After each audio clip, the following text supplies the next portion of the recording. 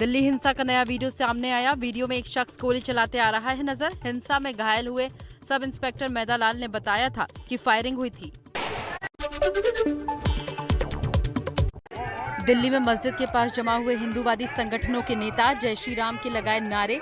कल इसी जगह पर शोभा यात्रा में हुआ था उपद्रव। दिल्ली के जहांगीरपुरी में हुई हिंसा में 14 गिरफ्तार, 8 पुलिसकर्मी समेत कुल 9 लोग घायल। एबीपी न्यूज के पास जहांगीरपुरी हिंसा की एफआईआर कॉपी। शोभा यात्रा के लोगों से अंसार की बहस के बाद भड़की हिंसा, गोली चलाने वाला असलम भी गिरफ्तार, हालात अभी काबू में।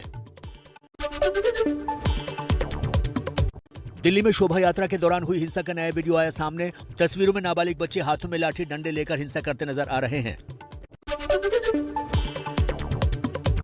जहांगीरपुरी हिंसा के आरोपियों की पहचान जारी, सीसीटीवी फुटेज की हो रही है पड़ताल। दोषियों पर होगी कड़ी कार्रवाई, जांच के लिए 10 टीमें बनाई गईं।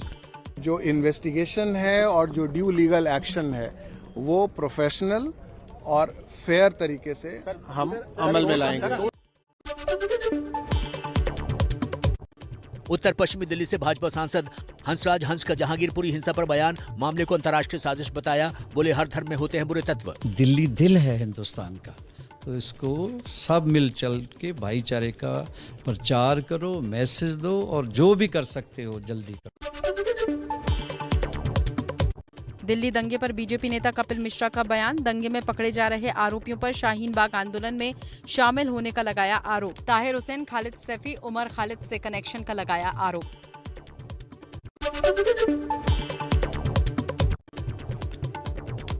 हिंसा के आरोपों में गिरफ्तार 9 लोगों में शामिल अंसार की पत्नी शकीना का आरोपों से इनकार। बोली अंसार झगड़ा सुलझाने गया था। एफआईआर के मुताबिक शोभा यात्रा में शामिल लोगों से अंसार की बहस हुई, इसके बाद ही हिंसा भड़की थी। अंसार के दोनों भाई भी हुए हैं गिरफ्तार। क्यों दोषी ठहराए? वो तो बचाने गया, वो तो लड़ाई करने नहीं गया, उसके हाथ में कुछ भी नहीं था। वो तो एक दूसरे का सपोर्ट करने गया था कि मैं जाऊंगा तो मतलब वो हो जाएगा कि बच जाएगा, कि लड़ाई ना हो, झगड़ा ना हो।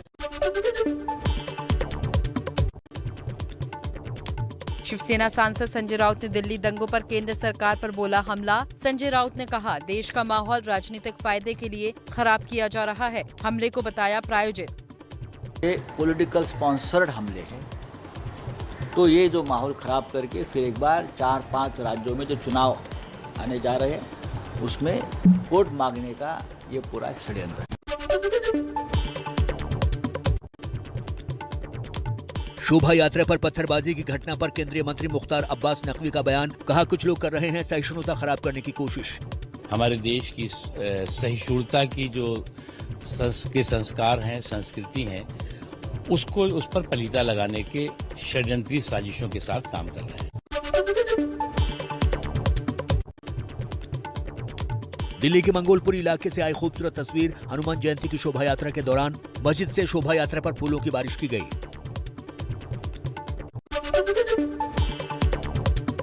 आंध्र प्रदेश के कुंडूल के होलागुंडा में भी पथराव, 6 लोग घायल, धारा 144 लागू, 20 लोगों को हिरासत में लिया गया। वीएचपी ने होलागुंडा में हनुमान जयंती पर डीजे बजाने को लेकर विवाद शुरू हुआ था। उत्तराखंड के हरिद्वार में हनुमान जयंती की शोभा यात्रा के दौरान उपद्रव, जुलूस में हुई पत्थरबाजी। पुलिस ने दर्ज किया मामला, कई गिरफ्तार, स्थिति नियंत्रण में। उत्तराखंड के रुड़की में हनुमान जयंती की शोभा यात्रा में बवाल और आगजनी। इलाके में चप्पे चप्पे पर पुलिस बल तैनात, शरारती तत्वों की धरपकड़ में पुलिस।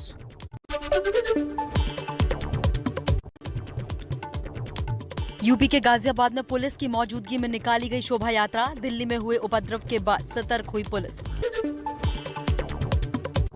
जहांगीरपुरी हिंसा को लेकर राज ठाकरे का बयान। राज ठाकरे का कहना है कि उनको ऐसे ही जवाब देना चाहिए। मुझे लगता है उनका ऐसी चीजों का जवाब वैसे ही देना चाहिए उन लोगों को, अदरवाइज उनको समझ में नहीं आएगा। को लाउडस्पीकर विवाद में भड़काऊ भाषण और राज ठाकरे को धमकाने वाला पीएफआई नेता मतीन शेखानी फरार, तलाश में पुलिस की 2 टीमें जुटी।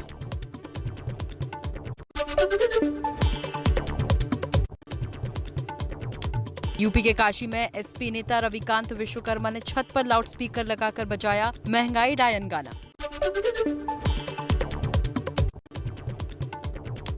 एमपी के खरगोन में आज से कर्फ्यू में बड़ी ढील। सुबह 8 बजे से 4 घंटे के लिए कर्फ्यू में छूट। 10 अप्रैल की हिंसा मामले में अब तक 44 एफआईआर दर्ज।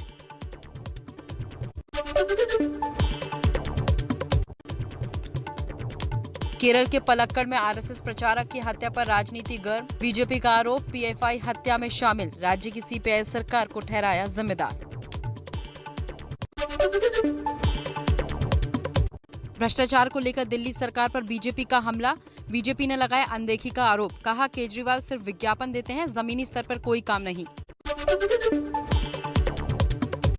एमपी के खैरागढ़ उपचुनाव में कांग्रेस की जीत पर बोले सीएम भूपेश बघेल, 3 साल के काम पर लगी मुहर, केंद्र सरकार पर पैसों में कटौती करने का भी लगाया आरोप।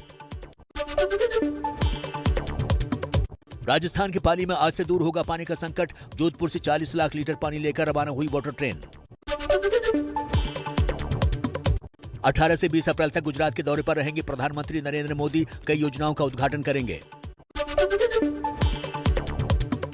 एमपी के सीएम शिवराज का रावतपुर दौरा, नए बने गौशाला का किया लोकार्पण, अधिकारियों के साथ बैठक की। यूपी में सीएम की अधिकारियों के साथ बैठक, गोरखपुर में चल रहे निर्माण प्रोजेक्ट का जायजा लिया।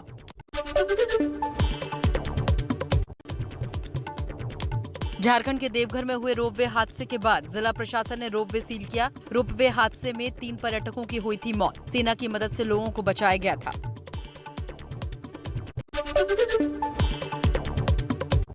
ओडिशा में पुरी के समुद्र में नाबालिग बेटे के सामने लहरों में बह गया पिता, बालासोर के रहने वाले बंसीधर बेहरा लापता, तीर्थ नगरी में दर्शन के लिए आया था परिवार।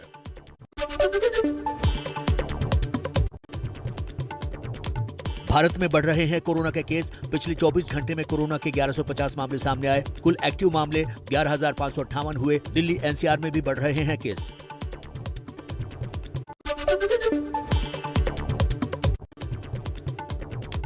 दिल्ली में उपहार सिनेमा परिसर में लगी आग, सिनेमा हॉल के अंदर पड़े कूड़े और फर्नीचर में लगी आग, दमकल की 5 गाड़ियों ने आग पर पाया काबू।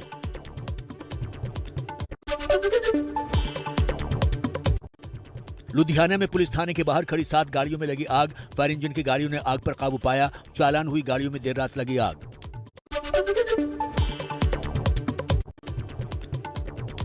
एमपी के सागर में बिजली के तार से ट्रैक्टर में रखी फसल में लगी आग, करीब 1 लाख रुपए के नुकसान का अनुमान।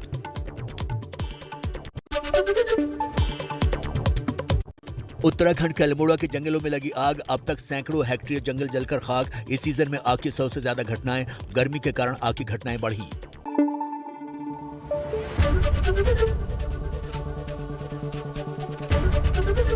एबीपी न्यूज आपको रखे आगे।